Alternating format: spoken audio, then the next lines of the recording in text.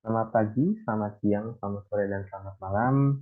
Sebelumnya perkenalkan nama saya Atinus Farah Widatama. Pada kesempatan kali ini saya akan menyampaikan rancangan penelitian skripsi saya dengan judul kajian daya dukung lingkungan berbasis ekosistem pengaturan pengendalian bencana banjir di 11 Kacahuang. 11 Kacahuang merupakan bagian dari 11 opat yang mencakup wilayah Kabupaten Sleman, Kota Yogyakarta, dan Kabupaten Bantul. 11 Kacahuang ini telah mengalami peningkatan kejadian banjir akibat curah hujan yang tinggi dan maraknya perubahan tutupan lahan dari vegetasi alami di tutupan lahan terbangun. Pada umumnya, lingkungan mampu memberikan manfaat berupa jasa ekosistem. Salah satunya jasa ekosistem penanggulangan dan pengendalian banjir yang juga termasuk sebagai salah satu jasa ekosistem prioritas menurut KLHK tahun 2019. Kajian jasa ekosistem ini belum pernah dilakukan di sebuah Kacahuang, padahal relevan dengan permasalahan yang dihadapi di wilayah ini.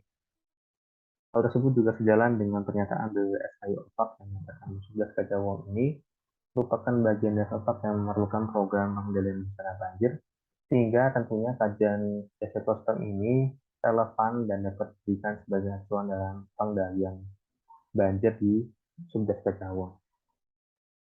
Berdasarkan latar belakang tersebut, dapat disusun rumusan masalah meliputi satu, bagaimana karakteristik ekoregion dan tutupan lahan yang mempengaruhi bencana banjir di 11 Kacahuang, yang kedua, bagaimana daya dukung lingkungan berbasis ekosistem pengaturan dan pengendalian bencana banjir di 11 Kacahuang. Yang ketiga, apa sajakah faktor-faktor penyebab kejadian banjir yang dapat menjadi acuan pengendalian bencana banjir di wilayah ini.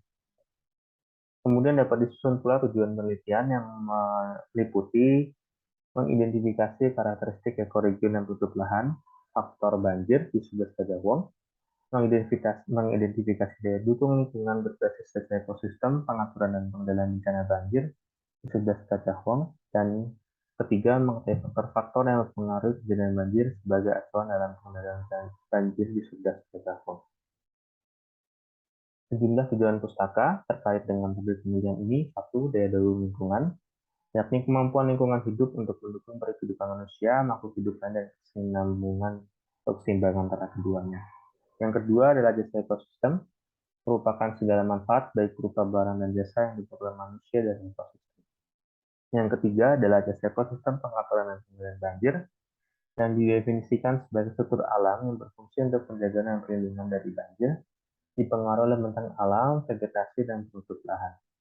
Yang keempat adalah banjir, yakni air yang meluap ke daratan yang biasanya kering. Pada penelitian sebelumnya, kajian ini telah dikaji di Indonesia maupun di luar negeri.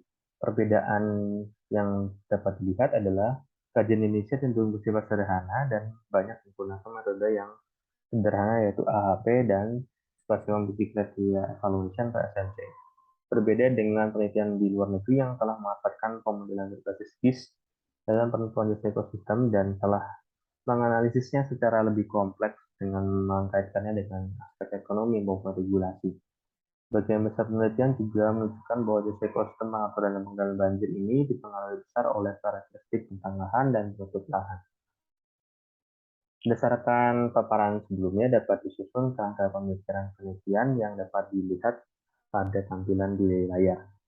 11 Kacahuang memiliki karakteristik fisik maupun sosial.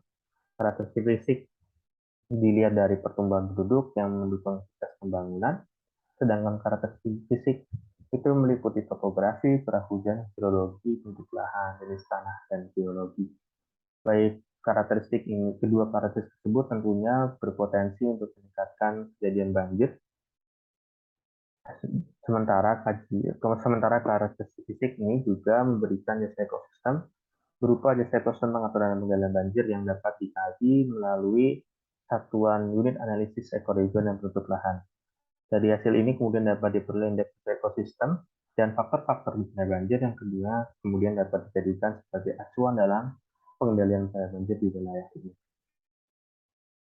Sekian yang bisa saya sampaikan, kurang lebihnya mohon maaf dan terima kasih.